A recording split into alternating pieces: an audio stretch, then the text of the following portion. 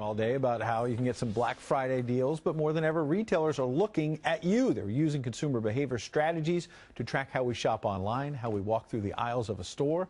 Joining us to discuss this trend, Christopher Dessi. He's the CEO of Silverback Social. Welcome. Thanks for being here on the holiday weekend. Thanks for having me. Happy holidays. Good to see you. Now, we've been talking today about how it's a shorter holiday season. That puts more pressure on retailers. The ones who survive have to get serious about digital, don't they? The ones who survive absolutely have to get serious about digital because there's 6 days fewer until the holiday. We have 27 days until Christmas. Thanksgiving's so late. Thanksgiving is so late, and we're seeing a delta. The delta between the retailers that are mobilely prepared devices so that their website looks good on this little mega computer that we all carry around.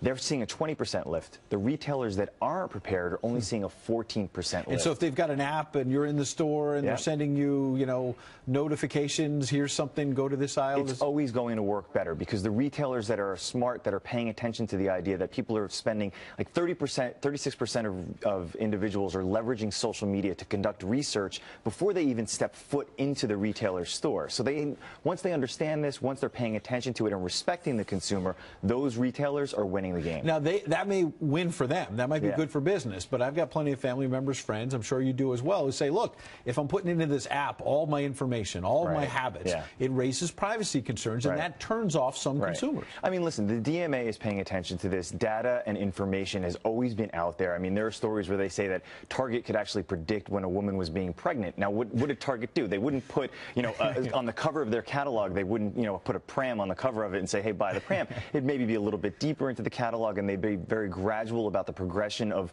their understanding this buying pattern that they would see. But you're saying the privacy concerns have always been there. Do you think there are enough safeguards that consumers shouldn't be that worried? Consumers need to be proactive, and you need to check your privacy settings. The applications are fantastic, but they're also fantastic because they're tracking us. They're fantastic because when we're in store and we say, hey, I'm here, let me scan this barcode, guess what? The retailer knows that you're there, and you're telling the retailer where you are, what you're buying, and what your interactions are. So they're becoming more and more intelligent about your activity. You need to be a little bit more vigilant about the information 30 seconds that you're I providing. have. Bottom line is, you got the shorter season that you talked about, people wondering how healthy will the economy be.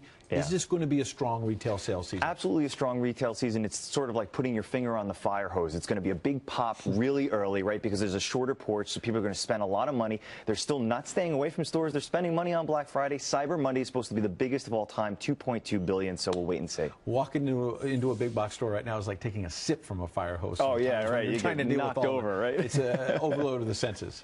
Thanks for being with us. We really appreciate you being here. Thanks for having me.